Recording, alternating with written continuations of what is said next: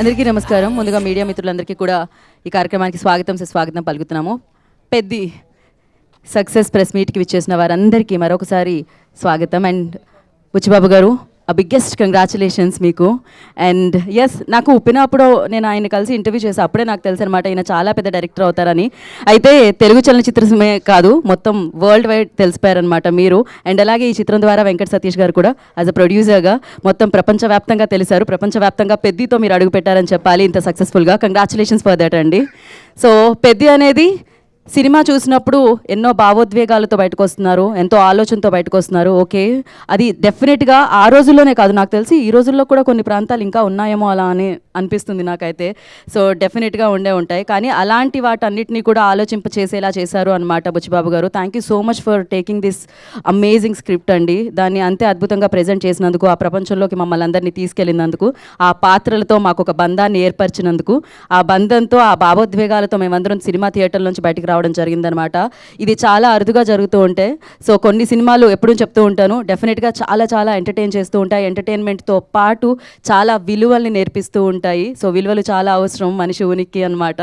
So అలాంటి విలువలు నేర్పించే సినిమా, మన విలువలు తెలుసుకునే సినిమా, మన బాధ్యతని తెలిపే సినిమా పెద్ది అని చెప్పాలి. ఇక బాధ్యతల గురించి మాట్లాడితే, పెద్ది సినిమాని చాలా బాధ్యతగా మన వరకు తీసుకొచ్చారు రామ్ చరణ్ గారు. అందుకే చరణ్ జీవి అని పిలుస్తున్నారనమాట వారిని.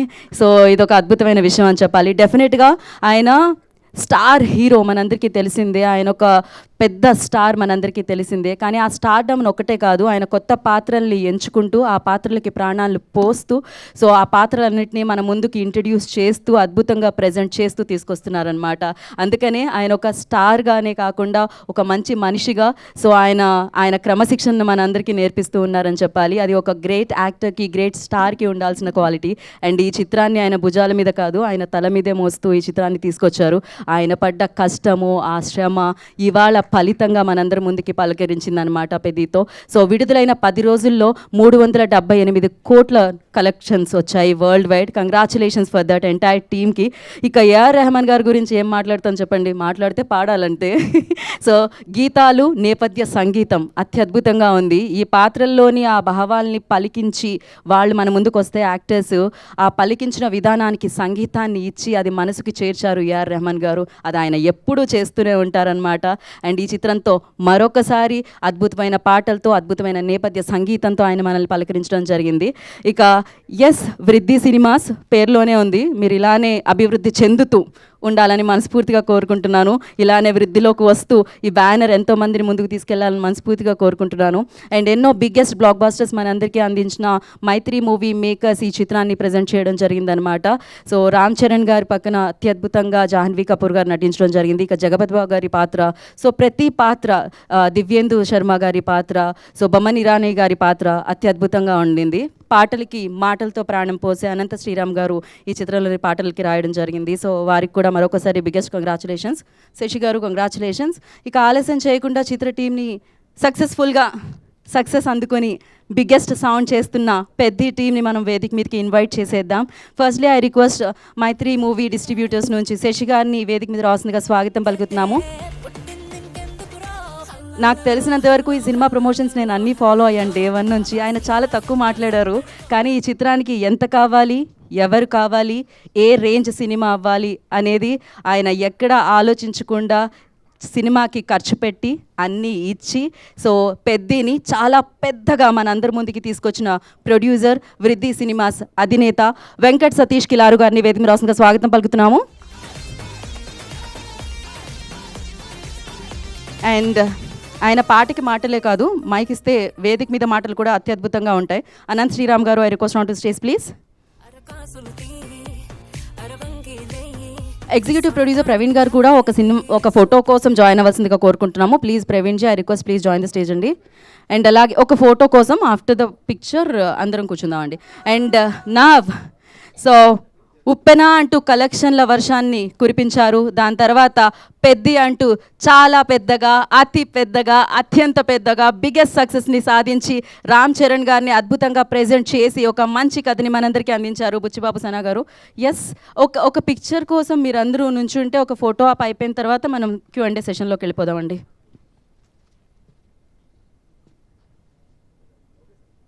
ఓకే, ఒక్క చైర్స్ ఒక్క నిమిషం కొంచెం ముందుకు జరుపుదామండి.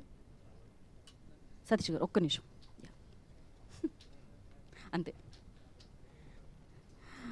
ఓకే, మనం Q&A స్టార్ట్ చేసేద్దాం. బట్ బిఫోర్ వాళ్ళు అడిగే ముందు బుచ్చిబాబు గారు మీరు చెప్పండి, మీకు ఎప్పుడు అనిపించింది అసలు మళ్ళీ పుడతామా ఏంటి అని?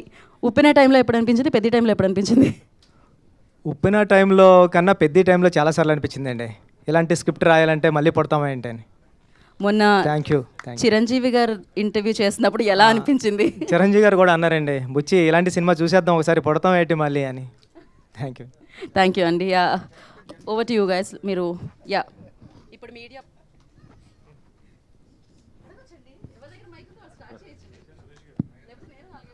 బుచ్చిబాబు గారు ఇక్కడండి సార్. అంటే నాకే కాదు చాలామందికి థియేటర్ నుండి బయటకు వచ్చిన డౌట్ వచ్చింది. ఇప్పుడు బొమ్మని ఇరానీ గారు కదా అడుగుతారు పెద్ద ఎవరు అని, ఆయన స్టార్ట్ చేస్తాడు. ఆయన స్పోర్ట్స్ మినిస్ట్రీలో ఉన్నాడు, ఎప్పటి నుండో ఉన్నాడు. మరి ఈయనేమో ఏషియన్ ఇంటర్నేషనల్లో మెడల్ కొట్టాడు, ఆయనకు తెలియకపోవడం ఏంటి పెద్ద? అది నాకే కాదు చాలా మందికి డౌట్ వచ్చిందండి. సూపర్కి వచ్చినండి సార్. ఆయన జాబ్ 5 years 3 years ఉంటుంది అంతే అండి. ఒక ఒలింపిక్ చైర్మన్గా 3 years ఉంటుందండి. 3 yearsలో పాస్ట్లోంచి ఒక 1975 నుంచి ఉన్న స్పోర్ట్స్ మెన్స్ అందరూ అతనికి తెలియాల్సిన అవసరం లేదండి. నేను రీసెర్చ్ చేశానండి. అది రీసెర్చ్ చేసిన తర్వాత ఏంటంటే ఆయన పీరియడ్లో ఆయన ఉన్న టైంలో వచ్చిన వాళ్ళని రికగ్నైజ్ చేస్తామండి. ఈరోజు తెలంగాణలో కూడా చాలామంది అవార్డ్స్ వచ్చిన వాళ్ళు ఉన్నారండి. అంటే మొయ్యలేనని భారతీయ అవార్డులు వచ్చిన వాళ్ళు ఉన్నారండి, కానీ వాళ్ళు ఎవరికి తెలియదండి. అంటే స్పోర్ట్స్ మ్యాన్ అయినా సరే వాళ్ళకు కూడా వాళ్ళ జోనర్లో వాళ్ళ టైం లైన్లో ఉన్నప్పుడు వాళ్ళే తెలుస్తుంది తప్పండి, ప్రీవియస్ అంతా మనకు తెలియదండి. ఇప్పుడు మన భారత హాకీ జాతీయ క్రీడ కదండి, దాంట్లో మన కెప్టెన్ ఎవరంటే కూడా మన ఎవరికి తెలియదు. అలాంటి పొజిషన్లో ఉన్నాం సార్ మనం. థ్యాంక్ యూ అండి. Thank you.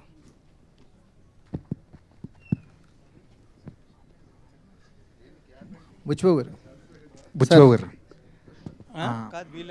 Hello sir. Buchibabu గారు సార్, చరణ్ గారికి ఒక మంచి మర్చిపోలేని కథ ఇచ్చారు, మర్చిపోలేని పాత్ర ఇచ్చారు.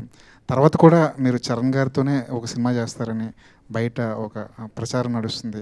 అందులో ఎంతవరకు నిజం ఉంది సార్? అది దేనికన్నా సమయం కాలమే నిర్ణయిస్తుందని నేను ఎప్పుడు సైలెంట్గా ఉంటానండి. సమయం వచ్చినప్పుడు అది వస్తుంది సార్ బయటికి. Thank you.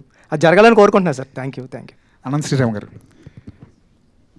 చాలా అరుదుగా వస్తుంది అన్ని రకాలైన పాటలు రాసే అవకాశం ఒక ఆల్బంలో చాలా అరుదుగా వస్తుంది. ఈ ఆల్బంలో కూడా మీరు అన్ని రకాలైన పాటలు రాసే అవకాశం వచ్చింది. ముఖ్యంగా ఐటమ్ సాంగ్ గురించి బయట రకరకాల చర్చ నడుస్తుంది. ఐటమ్ పాటగా స్వీకరించిన వాళ్ళు దాన్ని ఎంజాయ్ చేస్తుంటే, ఇంకొంతమంది సాహిత్యం ఏంటి ఇలా ఉంది అని చెప్పి కొంత విమర్శ అయితే కనిపిస్తుంది సోషల్ మీడియాలో. దాని మీద మీ అభిప్రాయం ఏంటి? ఒకటి నేను అనుకునేది, ఐటమ్ పాటను ఐటమ్ సాంగ్లా ఆస్వాదించిన వాళ్ళు వాళ్ళకు ఒక స్పెషల్ ఐటమ్ రుచి చూపించినట్టు, ఐటమ్ సాంగ్ని ఐటమ్ సాంగ్ లాగా ఆస్వాదించిన వాళ్ళు వాళ్ళే ఐటమ్ గర్ల్ కింద లెక్క. ఇక ఆరోపణ అనేది నిర్దిష్టంగా ఉండాలి. మనకు వచ్చిన భావోద్వేగాన్ని ఏదో అరిసేయడానికో లేకపోతే ప్రత్యేకమైన ఎజెండాలు పెట్టుకుని మాట్లాడడానికో ఉంటే మనం దానికి సమాధానం చెప్పక్కర్లేదు. తాత్వికంగా ఆలోచించగలిగేవాళ్ళు, తార్కికంగా మాట్లాడగలిగేవాళ్ళు ఏ వాక్యం మీద ఏ ఆరోపణ నిర్దిష్టంగా చేసినా నిఖార్సైన సమాధానం ఇవ్వడానికి నిజాయితీగా సిద్ధంగా ఉన్నాను. అనంత్ శ్రీరామ్ గారు, కామెంట్స్లో కూడా కొంచెం దొంగనా కొడుక లాంటి పదాలు కూడా మీ మీద వాడటం జరిగింది. ఏంటి అవన్నీ చూసారా? అవన్నీ దొంగనా కొడుక అనేది తిట్టుగా మీరు నమ్ముతున్నారా? తిట్టే కదా అది. సో దానికి సమాధానం ఏంటంటే, ఒక్కో తిట్టు ఒక్కొక్క బొట్టుగా హే దిద్దే టట్టు నేనొట్టు పెట్టనా నాకు ఏ రోజునో నీరాజనం పట్టేదా నిందా నా కట్టే కాలేలోగా అని ఈ పాటలో చరణమే సమాధానం. అనంత్ శ్రీరామ్ గారు, అదే ప్రత్యేక గీతాలు రాసినప్పుడు ఒక రచయితగా మీరు ఎలాంటి బౌండరీస్ నిర్దేశించుకుంటారు? ఎలాంటి బౌండరీస్ ఎలాంటి ఉండాలనుకుంటారు? రచయిత అనేవాడు అవ్వాలంటేనే వాడికి అవధులు ఉండకూడదు. ఏ గీతానికి ఏ అవధులు ఉండవు. ఆలోచన శక్తి ఒకటే అవధి, ఊహాశక్తి ఒకటే అవధి. బుచ్చిబాబు గారు, 2-3 రోజుల నుంచి అంటే కొన్ని ఎక్స్ట్రా సీన్స్ ఉన్నాయి, డిలీటెడ్ సీన్స్, అవి యాడ్ చేస్తారు థియేటర్కి కూడా అంటున్నారు, ఒక టాక్ ఉంది. అండ్ జబర్దస్త్ గారు ఇంటర్వ్యూలో మాట్లాడుతూ నెట్ఫ్లిక్స్ ఎక్స్టెండెడ్ కట్లో ఇంకా చూడొచ్చు అంటున్నారు. సో ఏంటి, ఏది నిజం? థియేటర్కి ఏమైనా యాడ్ చేస్తున్నారా? రాజేష్, అది ఆల్రెడీ ఎడిట్ చేసాం, అయిపోయింది. ఈ బుధవారం నుంచి ఎప్పటి నుంచి యాడ్ అవుతుంది ఉంది అదంతా. సో సీన్స్ అన్ని యాడ్ చేసాం. ఎన్ని సీన్లు యాడ్ ఒక త్రీ సీన్స్, దాంట్లో హీరోయిన్ 2 సీన్స్, ఇంకా జగపతి బాబు గారిది 1 సీన్, రౌండప్స్ అన్నీ ఉంటాయి. ఏదైతే జస్ట్ మిస్ అయ్యారో కొంచెం చిన్న చిన్నవి అవన్నీ ఉంటాయి. సతీష్ గారు సార్, సోషల్ మీడియాలో అంతా సినిమా చూస్తున్నారు, వీకెండ్లో ఫ్యామిలీస్ కూడా కదులుతున్నాయి. బట్ చాలామంది ఇంకా టికెట్ రేట్ తగ్గిస్తే ఇంకా ఫ్యామిలీస్ ఎక్కువ మంది చూస్తారు, ఫుట్ఫాల్స్ పెరుగుతాయి అంటున్నారు. సో ఇంకా తగ్గించే ఏమన్నా ఈ రోజు నుంచి అన్నీ తగ్గిపోయినాయి, అందుకే ఈరోజు చాలా బ్రహ్మాండంగా ఉంది కలెక్షన్స్. ఈ రోజు నుంచి టికెట్ ప్రైజెస్ లేవు.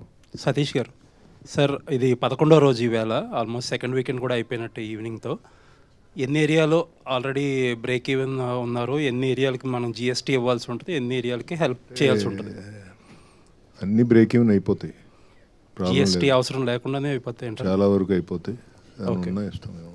ఓకే. సతీష్ గారు, తెలుగు రాష్ట్రాల్లో పెద్దకి మంచి కలెక్షన్లు వచ్చాయి, ఊహించిన దానికన్నా మంచి రిజల్ట్ వచ్చింది. కానీ నార్త్లోను ఓవర్సీస్లోను ఎందుకు డల్ అయింది అనుకుంటున్నారు? ఓవర్సీస్ కూడా ఓకే, బట్ అనుకున్నంత రాలా.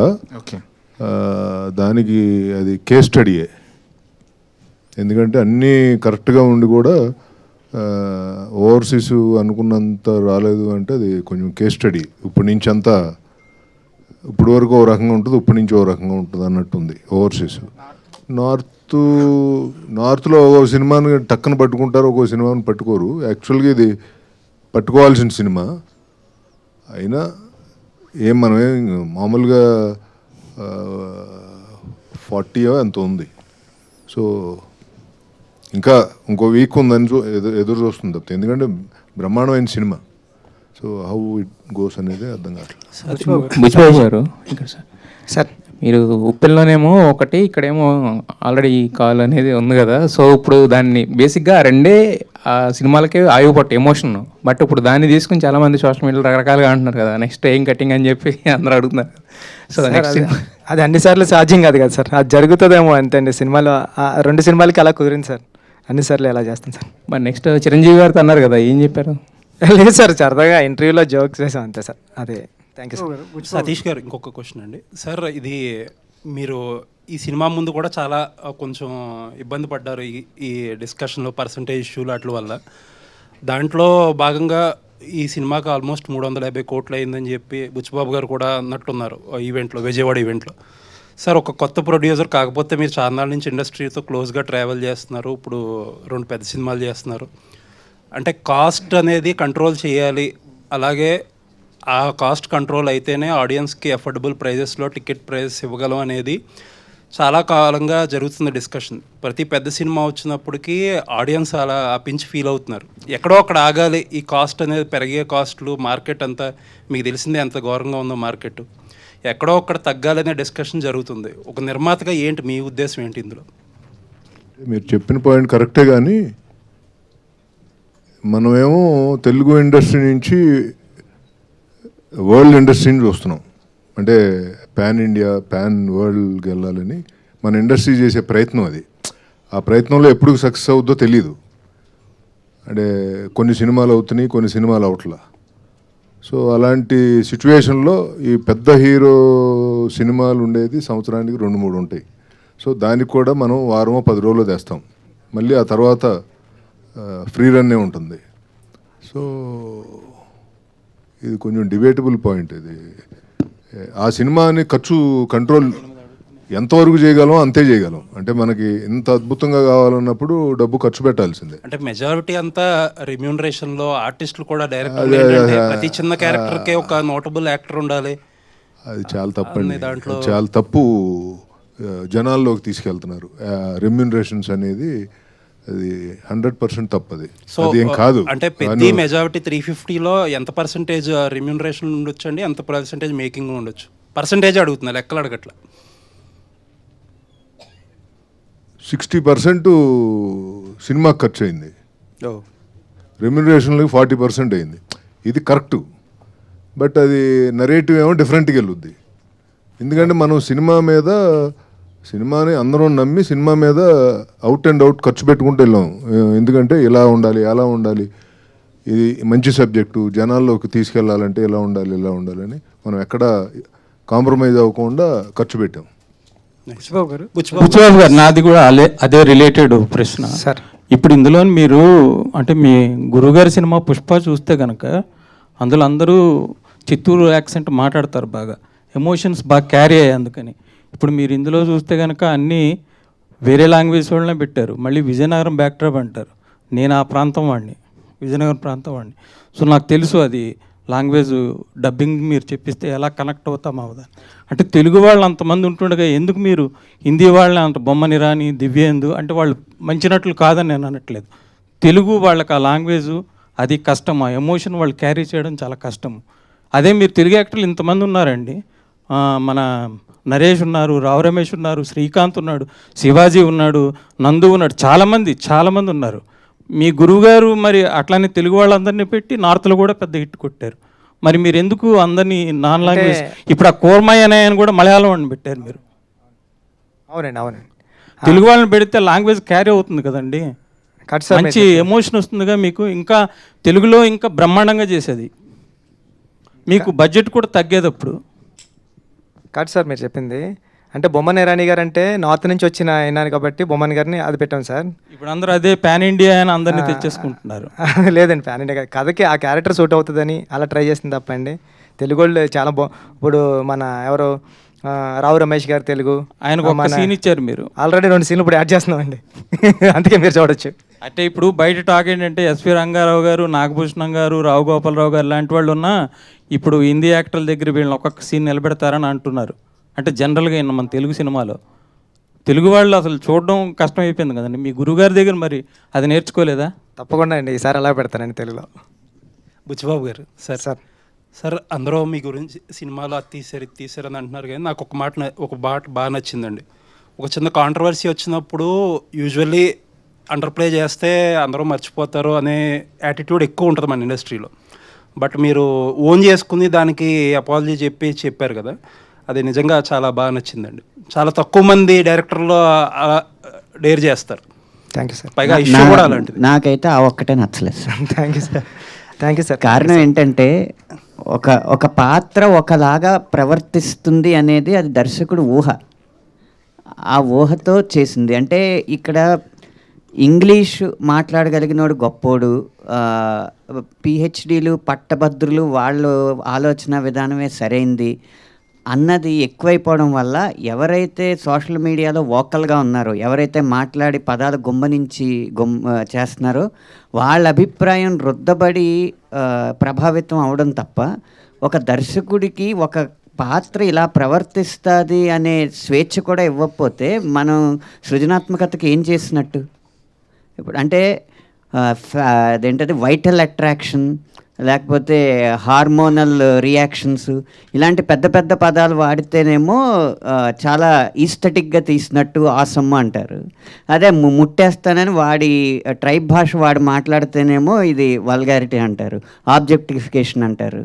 ఇవన్నీ చేస్తే ఇంక సృజనాత్మకతను తొక్కినట్టేనండి ఆ విషయంలో. బుచ్చిబాబు గారు ఎంతో సంస్కారంతో వారి మనోభావాలు దెబ్బతిన్నాయన్న ఉద్దేశంతోనో లేకపోతే ఎవరిని బాధ పెట్టకూడదు, ప్రజాస్వామ్యం అంటే 49:51 కాదు 99:1 అయినా కూడా తప్పే అన్న ఉద్దేశంతో ఆయన సారీ చెప్పి ఉండొచ్చు. కానీ ఇలాగే జరుగుతూ ఉంటే తర్వాత డాక్యుమెంటరీలకు తప్ప ఇంకా కమర్షియల్ సినిమాల్లో గొప్ప పాయింట్ చెప్పలేను. లేదులేండి, అదే మీరన్న ఆ సంస్కారం ఏదైతే ఉందో దాన్నే అప్రిషియేట్ చేస్తున్నాను. నేనేమి వాళ్ళు కరెక్ట్ ఏం రాంగ్ అనే ఆ డిబేట్లో ఇది మామూలుగా అంటే హీరోయిన్ క్యారెక్టర్ చాలా సూపర్ క్యారెక్టర్ అండి. నేను రాసుకున్నది అయితే అది 2-3 సీన్లు లేకపోవడం వల్ల అంటే నాకు ఎందుకు అనిపించిందంటే రామ్ చరణ్ గారి క్యారెక్టర్ ఒక దాంట్లో ఇలా కమర్షియల్గా బిహేవ్ చేస్తారు, నెక్స్ట్ సీన్లోనే విలన్స్ ఏదో చేస్తుంటే అడ్డుకుంటారు. అండ్ సెకండ్ హాఫ్లో అమ్మాయికి ఏదైతే రీజన్ చెప్తాడో ఇమీడియట్గా అమ్మాయి రెస్పాండ్ అయిపోతుంది కదా, ప్రాబ్లీ ఏదో అదే సార్. ఆ 2 సీన్లు అండి ఇప్పుడు యాడ్ చేసాం సార్. ఆ 2 సీన్లోనే ఆ 2 సీన్లు యాడ్ చేయడం గారు కూడా వచ్చారు నిన్న, చూశారు. అన్న ఎంత బాగుంది కదా అన్నారండి. కొద్దిగా లెంత్ భయపడి తీసామని సార్. ఎక్కడ ఇట్లాంటి కామెంట్స్ ఇట్లాంటి విమర్శలు వచ్చినప్పుడు దాన్నే ఎక్కువగా మాట్లాడుకుంటున్నారు, కానీ మీరు చెప్పిన సబ్జెక్ట్ అనేది డివేట్ అయింది. క్రీడాకారుల కోసం తీసింది, దేశం క్రీడాకారులను ప్రోత్సహించాలి, ఒకప్పుడు ఇలా ఉండేది ఇప్పుడు మారింది అనే సబ్జెక్టు డైవర్ట్ అయిపోవడం ఒక దర్శకుడిగా మీకు ఎలాంటి ఫీల్ కలిగించింది? లోటు గురయ్యారు సార్ అంటే డైవర్ట్ అవుతున్నప్పుడు? సార్ అది మీరు అన్నట్టు అనంత్ శ్రీరామ్ గారు అన్నట్టు ఓన్లీ ఒక 5%, 4% పీపుల్ మాట్లాడారు అంతే అండి.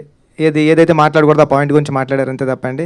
95% పీపుల్ అయితే సినిమాలో ఉన్న కంటెంట్ని, నేను బయటికి వెళ్తుంటే ఇప్పుడు చరణ్ గారు సూపర్ యాక్ట్ చేశారని, ఇలాంటి కథలు రావాలని ఏదైతే మేము నమ్మామో అదే నమ్మారండి. ఎడిటింగ్ రూమ్లో నేను చూసి సూపర్ సినిమా తీసేవరా బుచ్చి అని నేను ఏదైతే ఫీల్ అయ్యానో, నేను ఏ థియేటర్కి వెళ్ళినా సరే నాకు అలాంటి రియాక్షన్ ఉంది సార్. చిన్నదే ఇంకెక్కడన్నా ఉంటుందండి. ఒక పెళ్లి జరిగేటప్పుడు కూడా, పెళ్ళిలో కూడా అదేదో బాగోలేదంటాడండి ఆవిడ వచ్చి. ఆ చిన్నవి ఉంటాయండి, దాన్ని పట్టించుకుని ముందుకెళ్ళడం మనిషి. పెద్దగాడి క్యారెక్టర్ సార్ నాది. పడిపోయినా సరే విలన్స్ ఉండరండి ఆడికి, వెనకాలకి వెళ్ళి చూడ్డు. ఆడు ముందు ఒక గోల్ ఉంటుంది, ఆయన దానికోసం అసలు విషయం ముందుకెళ్ళిపోతాడు. చెప్పట్లేదు. నిన్న టీ తాగడానికి వెళ్ళినప్పుడు భర్తలతో సహా వచ్చిన కొంతమంది మహిళలు ఆయనతో ఏమన్నారు తెలుసా?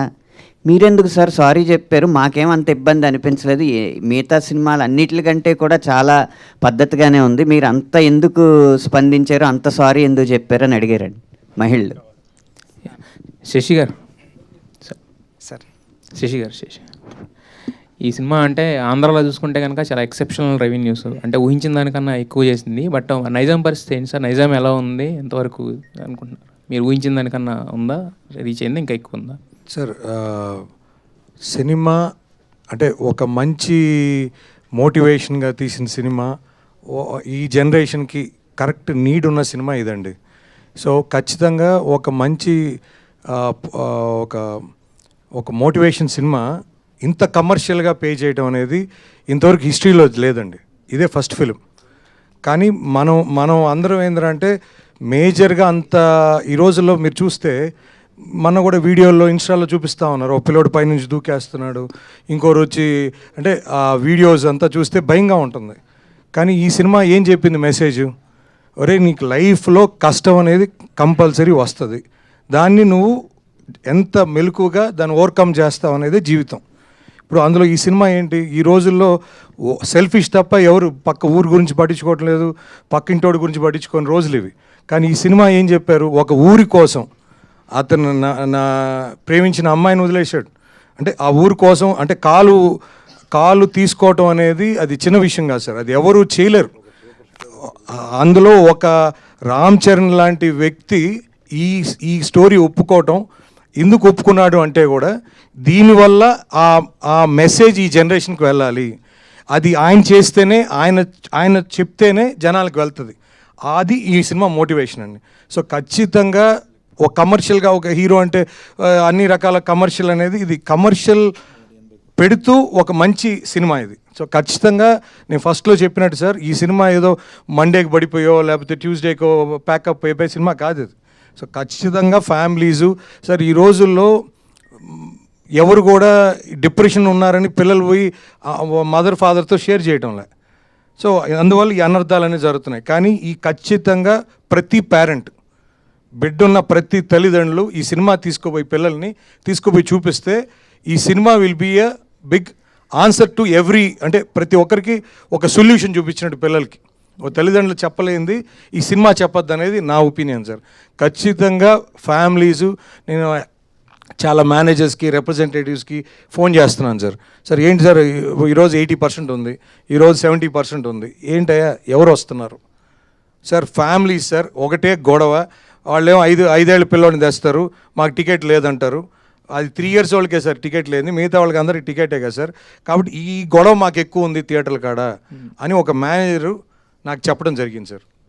సో అంటే పిల్లలు మీరు ఎక్కడ వీడియోస్ చూసినా సాంగ్స్కి కానీ ప్రతి దగ్గర పిల్లలు విపరీతంగా ఎంజాయ్ చేస్తున్నారు. అంటే ఆ పిల్లలు ఎక్కడ కల్ముషం లేదు.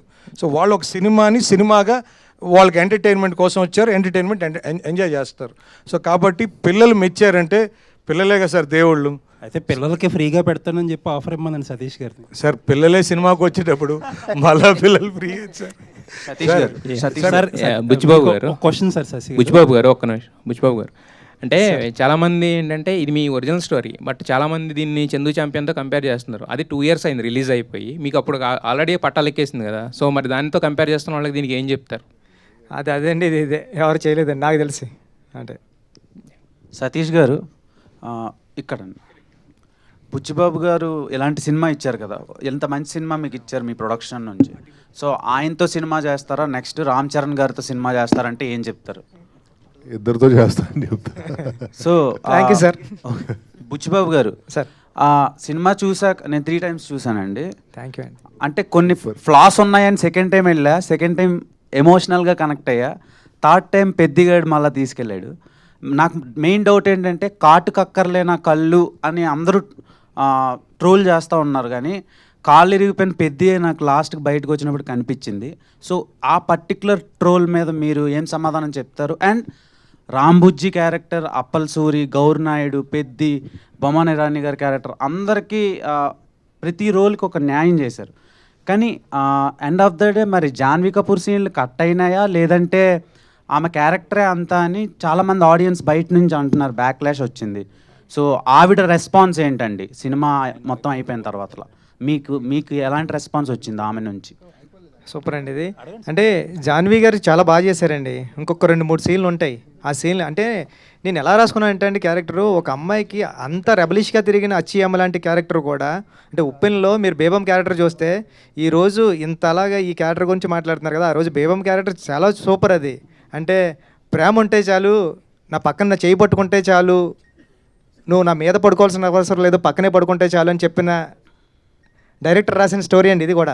అంటే నేను ఏం చెప్తున్నా అంటే అచ్చి అమ్మ కూడా ఎలాంటిదంటే రెబలిష్గా చూడడానికి మగరాయిల్లో ఉంటుంది, కానీ ఎవరో ఆ అమ్మాయిని నైట్ ఎఫెక్ట్లో నైట్ ఫైట్ టైంలో కట్ చేసిన తర్వాత ఆ అమ్మాయి చాలా సెన్సిబుల్ అయిపోయి హీరోయిన్ అయిపోయిన తర్వాత ఎవరో అలాంటి అమ్మాయి కూడా ఎవరో చీకట్లో ముద్దు పెట్టాడని హీరో తెలిసిన తర్వాత హీరోకి వచ్చి చీకట్లో ముద్దు పెట్టాడు ఆడిని తీసుకొచ్చి కొడతావా అంటే, హీరో ముద్దు పెట్టింది హీరో అని తెలిసిన తర్వాత ఆడు చచ్చాడో బతికాడో తెలీదు, అలాంటి తోడు కోసం మెల్లో తాళి కట్టేసుకున్న అమ్మాయి వాళ్ళ నాన్నతో ఏం చెప్తుంది, ఏ ఆడపిల్ల కన్నా పెళ్ళాడితే మొగుడేమో, అచ్చేమ్మకి ప్రేమిస్తే కూడా మొగుడే నాన్న అని అంత రౌండ్ అప్ చేసి దాంట్లో ఒక 2 సీన్లు మిస్ అవ్వడం వల్ల అలా అనిపించింది సార్. అది ఇప్పుడు ఒక 2 సీన్స్ వచ్చేస్తున్నాయి బుధవారం నుంచి.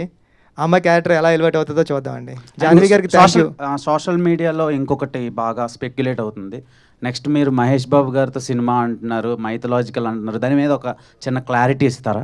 ఏదైనా టైం సార్, అంటే పెద్దలందరూ ఉన్నారు కదండి, టైం నిర్ణయిస్తుందండి ఏదైనా. Thank you sir. Okay, Ram Charan గారిని ఇంత బాగా కష్టపెట్టినందుకు నిన్న చిరంజీవి గారు ఒక మాట అన్నారు కదా sir. So next cinema hero కూడా ఇలానే కష్టపెడతారా రామ్ చరణ్ గారిలానే? సార్ అంటే అది కథ తీసుకొస్తే జరుగుతుంది కదండి. ఈసారి నీకు మంచి మాట చెప్పదలుచుకోవడం లేదు సార్. ఈసారి అంతా ఫస్ట్ సీన్ నుంచి కమర్షియల్ అండి. అంటే ఉప్పెన కూడా మంచి మాట చెప్దాం, డైరెక్టర్ అంటే మంచి సినిమాతో పాటు ఎంటర్టైన్మెంట్తో పాటు ఏదో ఒకటి చెప్పాలి అన్నది నేను నమ్ముతానండి. అది కూడా ఇప్పుడు పెద్దలో కూడా సినిమాతో పాటు కమర్షియల్ అంగులతో పాటు ఒక మంచి మాట చెప్దాం, ఒక మంచి మెసేజ్ ఇద్దాం అని చెప్పే డైరెక్టర్లు కొద్దిమంది ఉంటారు కదండి, ఆ కొద్దిమందిలో నేను ఒక ఫీల్ అవుతూ ఉంటానండి. ఈసారి అంతా కమర్షియల్ అండి. ఓకే, అనంత్ శ్రీరామ్ గారు సార్, చాలా రోజుల తర్వాత మ్యూజిక్ కాకుండా లిరిక్స్కి ఇంపార్టెన్స్ ఇస్తున్నారు సార్ ఈ సినిమాలో వచ్చే మోటివేషనల్ సాంగ్ నుంచి. అది మన తెలుగు ప్రజలకి ధన్యవాదాలు చెప్పాలి. సో నా క్వశ్చన్ ఏంటంటే, అపార్ట్ ఫ్రమ్ పద్ది మొన్న మిమ్మల్ని భూమిలో కప్పెట్టేశారు అనిల్ రావుపూడి గారు. సో అదేంటి సార్, కింద ఏమైనా జరిగిందా, లేదంటే ఎలా రాయించుకున్నారు సాంగ్స్, ఎంతవరకు వచ్చింది, దాని గురించి ఏమైనా? ఎవరైనా సరే నాకు అనవసరం, రచయితలు మాత్రం విత్తనాలు అంటారండి, పాతి పెట్టినా కూడా మహావృక్షమై సో వేవేల ఫలాలను మీకు వసుకుతాయి. ఎంత టైం సార్ పాతి పెట్టి ఉంచారు మిమ్మల్ని? గంటన్నర సార్. గంటన్నర.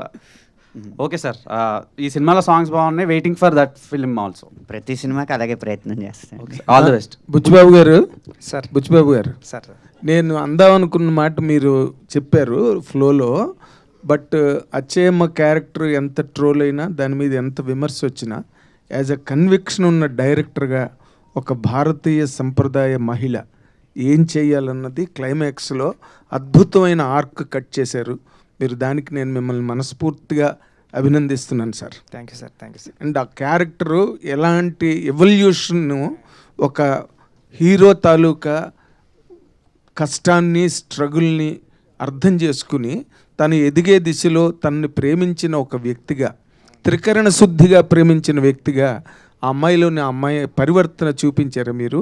Extraordinary hats off to you అండి. In all the virtual and eternal standards of Indian women.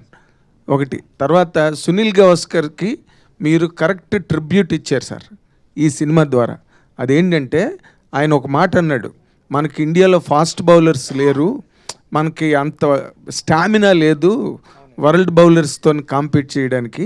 అందుకని సెంట్రల్ ఇండియాలో ట్రైబల్ రేస్ నుంచి కొంతమందిని తీసుకొచ్చి వాళ్ళని కనుక ట్రైన్ చేస్తే వాళ్ళు ఎక్స్ట్రీమ్ పేస్ బౌలర్స్ అవుతారు అని చెప్పి ఎప్పుడో సునీల్ గవాస్కర్ ఒకసారి స్టేట్మెంట్ ఇచ్చాడు.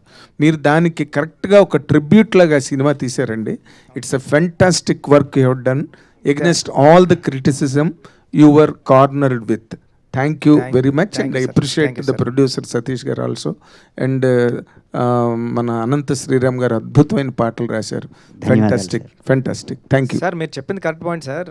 మీరు క్రికెట్ ఆడుంటారు, మీరు వేరే గేమ్స్ ఆడుంటారు, మన అందరూ ఊళ్ళో ఆడుంటాం. మన క్లాస్మేట్స్ కానీ మన ఫ్రెండ్స్ కానీ మన ఊర్లో ఉన్న కుర్రాడు కానీ ఇడేటర్ బాబు ఎంత సూపర్ ఆడుతున్నాడు, ఈడు నేషనల్కి వెళ్తే కొట్టేస్తాడరా, లేకపోతే క్రికెట్ అండర్ 19కి వెళ్తే సూపర్ ఆడేస్తాడరా అని మనం ఫీల్ అయిన వాళ్ళం కదా సార్.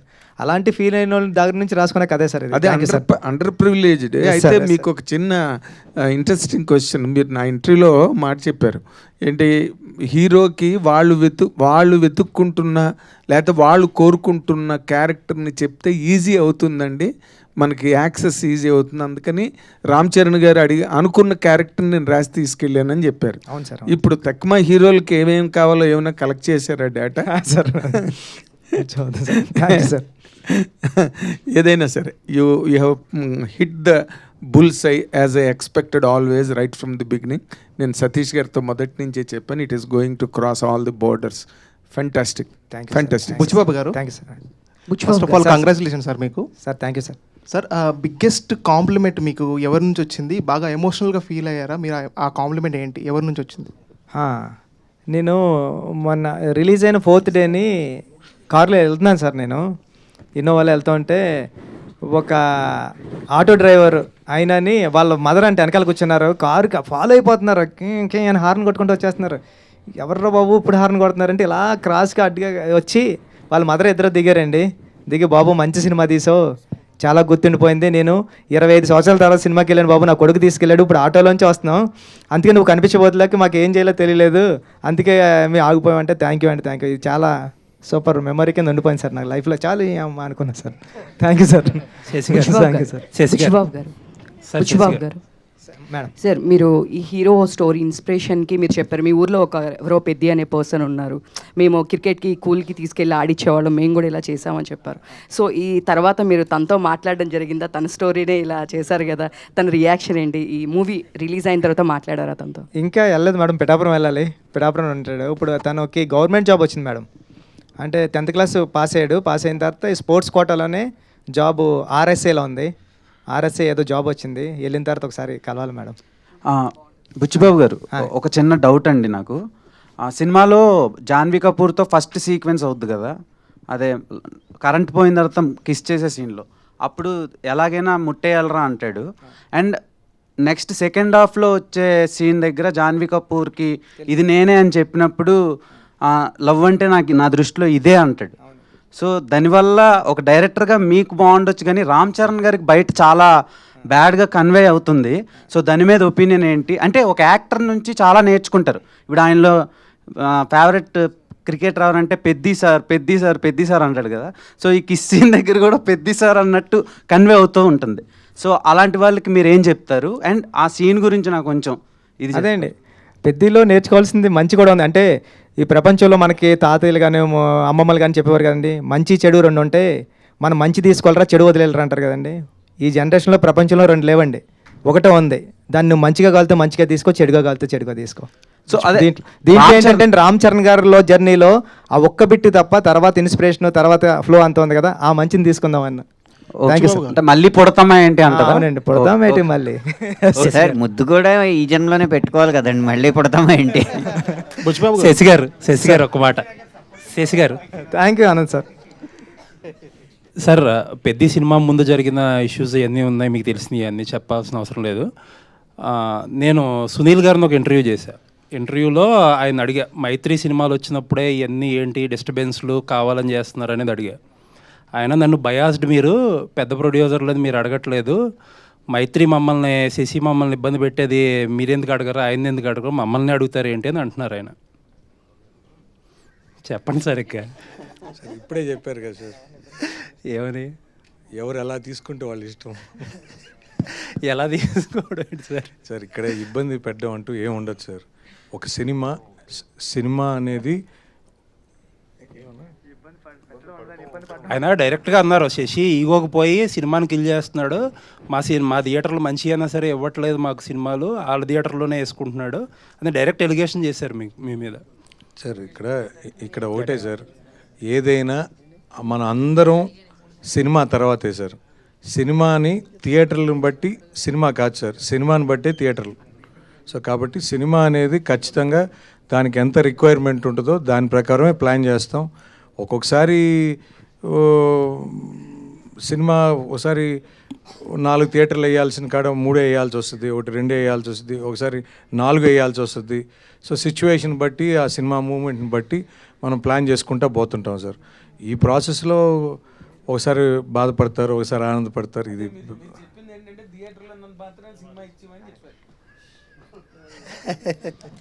సార్ అనేది నా ఉద్దేశం కాదు సార్.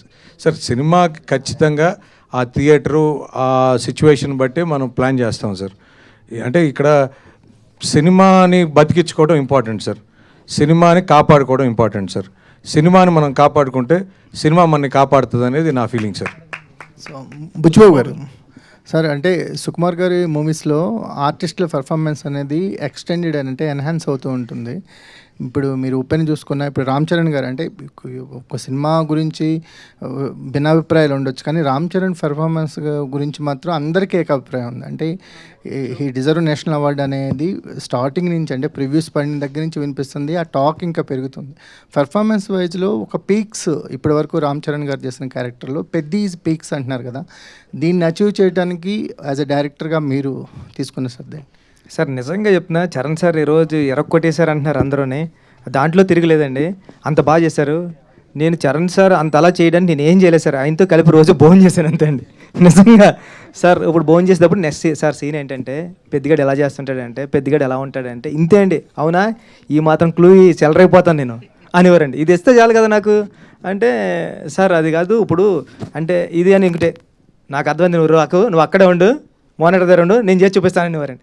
నేను వెళ్ళడానికి అంటే ఫస్ట్ టేక్లో ఏదో చిన్న తేడా ఉందనుకోండి, అది కరెక్షన్ చెప్పడానికి సార్ దగ్గరికి వెళ్ళడానికి ట్రై చేస్తుంటే చరణ్ సార్ అక్కడే ఆగు ఇప్పుడు చూడు అనేవారండి. చూస్తే నిజంగా ఇదండి, అలా అంటే చూస్తే అదే అండి, అదే పర్ఫార్మెన్స్. అస్సలు చాలా అలవోకగా చేసేస్తున్నారండి ఆయన నెక్స్ట్ లెవెల్కి వెళ్ళిపోయారు పర్ఫార్మెన్స్లో. అంటే మానిటర్ దగ్గరకు వచ్చింది ఇదేంటి చరణ్ సారేనా అనిపిస్తుంది అండి, అలా వెళ్ళిపోయారు ఆయన. అంటే అలా మెచ్యూరిటీ లెవెల్స్ కానివ్వండి. ఇప్పుడు చాలా వైట్ పేపర్లో వస్తారండి, వైట్ పేపర్లో సార్ ఎలా చేస్తున్నారంటే, నువ్వేం చెప్తున్నావు నాకు గుర్తుంటుంది, నేను వైట్ పేపర్లో వస్తాను, నువ్వు చెప్పింది నేను చేసిపోతాను అంతే అండి. అంతే తప్ప దీనికోసం అసలు ప్రాక్టీస్ చేయడం కానివ్వండి, సీన్ పేపర్ ముందు పంపడం కానివ్వండి ఏమీ లేవు సార్. సీన్ పేపర్ ముందు పంపిన ఆయన చదవరండి. వచ్చావా అని చెప్పొకసారి అంటాను, చెప్పొకసారి అంటే ఫస్ట్నే క్యారవాన్లోకి వెళ్ళినప్పుడు ఆయన కాఫీ తాగుతూ ఉంటారని, డార్లింగ్ చెప్పు డార్లింగ్ ఏంటి అంటారండి. సార్ ఇది అన్నావు అనుకో, అవునా ఓకే అయితేనే నడిపోదాం, రెడీనా కనుక్కో అంటారని, ఫోన్లో కనుక్కొని రెడీనా అంటే రెడీ అంటారు, రెడీ అంటే వచ్చేస్తారు. అంత ఈజీగా సార్. అందరూ అంటే నేను అనుకున్నా సార్, అంటే అవును సూపర్ చేశారు అంటే, ఇంత ఈజీగా చేస్తే సూపర్ చేశారన్నారు, ఇంకా సూపర్ చేస్తే ఎలా చేస్తారు? అనంతశ్రీరామ్ గారు, అనంతశ్రీరామ్ ఇందాక మీరు రాగానే మనం మాట్లాడుకున్నాం, ఆ తర్వాత మీరు మీదకి వెళ్ళిపోయారు. అదే వారానికి 1000 ఆ సాంగ్, అది ఏంటండి, అది వారానికి 1000 అంటే ఏం వెయ్యాలి, ఏమి హాయిస్తుంది, ఏంటది అసలు ఏం రాశారు మీరు, మాకేమర్థం అవుతుంది, మేము ఎలా అర్థం చేసుకోవాలి? అదే ఇందులో నేను మాట్లాడబోయే కొన్ని పదజాలాలు నాగేంద్ర కుమార్ గారికి బాగా అర్థం అవుతాయి.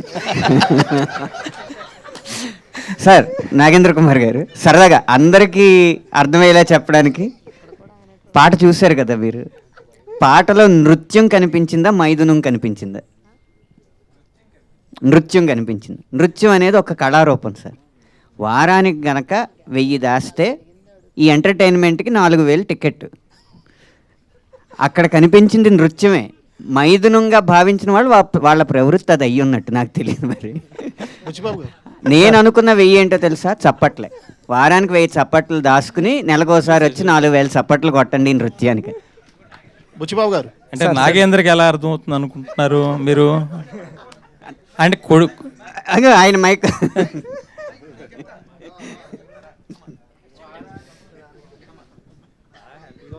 ఎందుకంటే అనంత శ్రీరామ్కి నాలో ఉండే తెలుగు పొటెన్షియల్ కానీ ఇంగ్లీష్ పొటెన్షియల్ కానీ బాగా తెలుసు అనంత్ శ్రీరామ్కి. అనంత్ రైటర్గా ఇండస్ట్రీలోకి వచ్చిన దగ్గర నుంచి నన్ను చూస్తున్నాడు కాబట్టి మా ఇద్దరికి ఆ వేవ్ లెంత్ ఉంది కాబట్టి ఆ మాట అన్నాడు. సరియా? బుచ్చిబాబు గారు. బుచ్చిబాబు గారు సార్ ఇటండి. Sir first of all sir congrats sir. Thank you sir, thank you so much. అప్పట్లో ఉప్పెన బుచ్చిబాబు గారు అన్నారు, ఇప్పుడు పెద్ది బుచ్చిబాబు గారు అని పేరు కూడా వచ్చింది sir. First of all teaser trailer launch అయినప్పుడు కొంచెం నెగిటివ్ టాక్ వచ్చిన సినిమా రిలీజ్ అయిన తర్వాత సార్ అసలు ఎక్కడ నెగిటివ్ టాక్ లేదు సార్. ఎక్కడ అడిగినా ప్రతి ఒక్కళ్ళు ఎమోషన్ అయ్యి బయటకు వస్తున్నారు. రామ్ చరణ్ గారికి బిగ్గెస్ట్ హిట్, బుచ్చిబాబు గారికి బిగ్గెస్ట్ హిట్ అని చెప్పి. సార్ నేను సినిమా చూశాను సార్, 2 times చూశాను సార్. నాకు ఫస్ట్ హాఫ్ తర్వాత సెకండ్ హాఫ్లో అంటే సినిమా ఓవరాల్గా చాలా బాగుంది సార్. కానీ ఇందులో రామ్ చరణ్ గారి పైల్వాన్ అదే మన కుస్తీ పోటీలు చేసేటప్పుడు సార్ ఆయన బాడీ ట్రాన్స్ఫర్మేషన్ చేయడానికి 3 months 4 months పట్టిందంట. అంటే మీరు కష్టం చేయాల్సిందే, ఇది చేస్తేనే ఈ అవుట్పుట్ వస్తుంది అని చెప్పి మీరు చెప్పారా రామ్ చరణ్ గారితో? ఇది ఒక్కటేనండి. అంటే ఏంటంటే సార్ నేను ఇలా అనుకుంటున్నానని చెప్పాను అంతే సార్. ఇలా అనుకుంటున్నానని చెప్తే చరణ్ సార్ ఏమన్నారు, నువ్వు ఏమనుకుంటున్నావు నాకు ఒకసారి స్కెచ్ చేసి చూపిస్తావా అంటే, పట్నం రషీద్ గారు అని ఉన్నారండి, ఆయన నేషనల్ అవార్డు విన్నింగ్ వచ్చింది. భారతీయుడు సినిమా చూశారు కదా, పెద్ద భారతీయుడు గెటప్ ఆయనే చేశారండి, కమలాసన్ గారిది. ఆయన తీసుకొచ్చి ఆయన స్కెచెస్ వేసి ఇచ్చారు, చరణ్ సార్కి పట్టుకెళ్ళి నేను ఇలా ఇచ్చాను అంతే అండి. నా అయితే నువ్వు ఈ షెడ్యూల్ ఎలా ప్లాన్ చేసుకో, ఇది ఇప్పుడు చేసుకో, ఇది ఇప్పుడు చేసుకో, ఇది ఇప్పుడు చేసుకో, నేను ట్రాన్స్ఫర్మేషన్ అయ్యి వస్తా అన్నారండి. అలా వచ్చారు సార్ సెట్కి. సార్ సినిమాలో రామ్ చరణ్ గారిని చూసి మీరు యాక్టింగ్ చేశారనుకుంటున్నారా, జీవించేశారనుకుంటున్నారా? సార్ ఇంకా అది జీవించడం మించండి అది. అంటే ఒక స్టార్ హీరో పెద్ద క్యారెక్టర్లు, ఇప్పుడు మన రజనీ సార్ ఉన్నారు సార్, రోబోలో చేసినప్పుడు రజనీ సార్ ఉంటారండి. కానీ స్టార్ హీరోని క్యారెక్టర్లో పెట్టడం అంటే చాలా కష్టంతో కూడుకున్న పని అండి. అది ఆ స్టార్ హీరోకి కష్టమండి, డైరెక్టర్కి కష్టమండి. కానీ నేను అలవోకగా వచ్చేసారండి. ఈరోజు మీరు చూస్తే సెకండ్ హాఫ్ అన్నారు చూసారా, సెకండ్ హాఫ్ చూస్తే పెద్ద కనపడతాడు కదండి, చరణ్ సార్ కనిపించారండి. అంత అలా దిగిపోయారంటే అది జీవించడాన్ని మించి అనాలేమో అండి అది. Thank you sir, thank you. Buchibabu గారు ఇక్కడ అయితే ఇండస్ట్రీకి చాలా రోజుల నుంచి ఒక హిట్ కోసం అని వెయిట్ చేస్తుంది. అలాంటి టైంలో పెద్ద వచ్చి ఒక మంచి సక్సెస్ని ఇచ్చినందుకు మీకు first of all thank you so much. అయితే మీరు మాకు ప్రింట్ అండ్ వెబ్లో మాట్లాడినప్పుడు చెప్పారు కొన్ని గాయాలైనవి, చిరంజీవి గారు ఏమనేస్తారా అని చెప్పానంటే వీడియో పంపించమని అన్నారు.